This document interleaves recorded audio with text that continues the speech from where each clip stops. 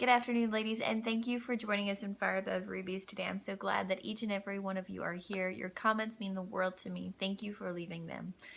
Today's story that we're diving into from the life of Jesus is the story of the adulterous woman. Now, I'm going to paint the picture as best as I can for you, but the reading passage for this story is John chapter 8, verses 1 through 11. Now, Jesus is teaching in the temple, and this woman has been caught in the act of adultery, and I want you to let that sink in for a moment or two, what that means. She has been caught in the act of adultery and dragged to the feet of Jesus for him to condemn her as far as the religious leaders are concerned. This woman feels dirty and ashamed. She has probably been yelled at and God knows what else while she was dragged out of a man's bed, probably very little clothing on, if any, and put at his feet. Imagine that moment for her. Imagine that moment for her. Many of us choose to not go to church because we didn't sleep very well last night, or we have the sniffles, or our hair is not doing as we would like it to do that particular Sunday. Imagine being dragged into the temple and laid at the feet of Jesus in the state in which she finds herself. She feels ashamed, not embarrassed. Oh, my cell phone went off in the middle of church. She feels shame, deep shame in this moment. The beautiful thing is, though, that when others drag someone to the feet of Jesus, pointing fingers, he doesn't see the labels that they have put on them. He doesn't see the shame. He doesn't see the guilt or the condemnation that those others wish Jesus would pass.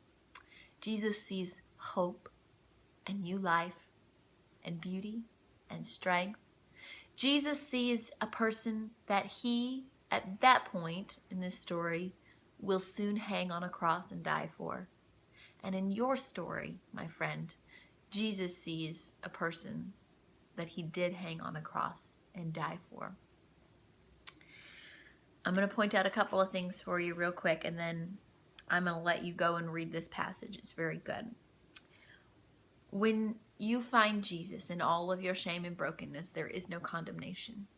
Jesus didn't look at her and say, "Are they telling the truth? Well, I guess we should condemn you." He looked at her accusers and said, "Let he that is without sin cast the first stone."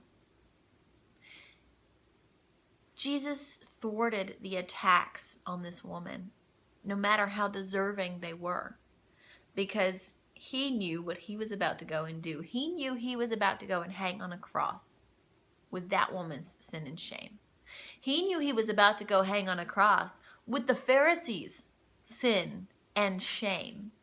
The problem for the Pharisees is that they forgot that they were sinners too.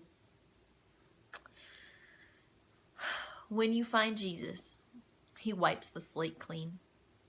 He doesn't leave you in your sin and shame. He doesn't wipe the slate clean so that you can go on sinning. He looked at this precious woman and he said, "Go and sin no more.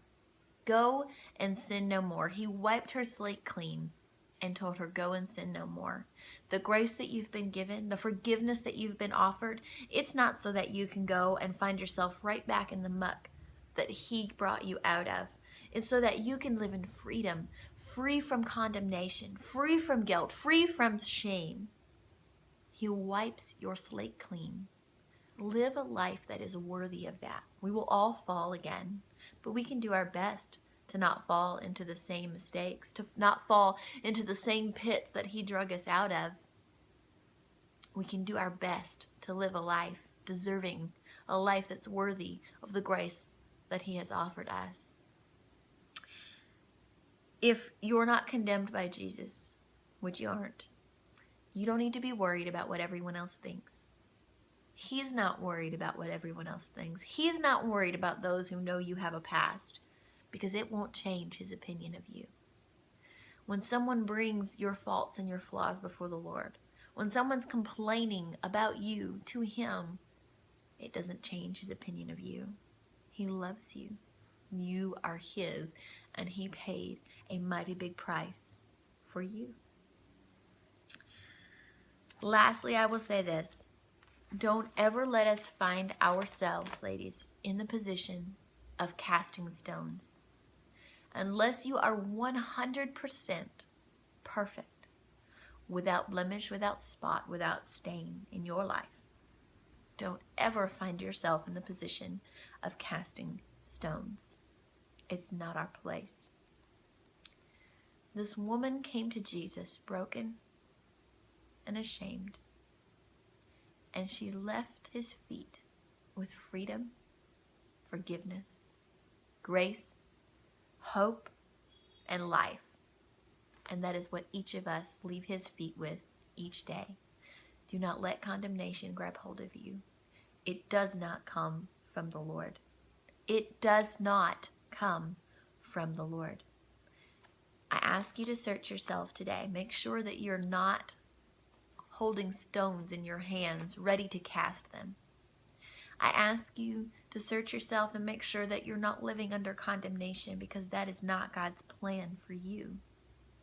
Don't live in shame and don't live in guilt, because Jesus took that shame and he took that guilt and he hung on a cross for you. For you. No matter how little your sin is, like I said yesterday, no matter how little your sin is or how great you feel it was, he hung on that cross with that sin around his neck. And he did away with it. Ask his forgiveness. Repent and turn away from that sin. And go and sin no more. I love you all. Go read John chapter 8, verses 1 through 11. If no one's told you lately, you are loved. You are cherished. You are so valuable to Jesus. You are so valuable to Jesus. I wish I could just shout that from the rooftops. You are so valuable to Jesus that before you knew him, he hung on a cross for you. He carried that guilt and shame right up to the hill of Golgotha and hung it on a cross for you. You are valuable. You have worth, my friend. And that worth is far above rubies. Thank you for being here and growing in the Word with me today. I love you all, and I will see you all tomorrow.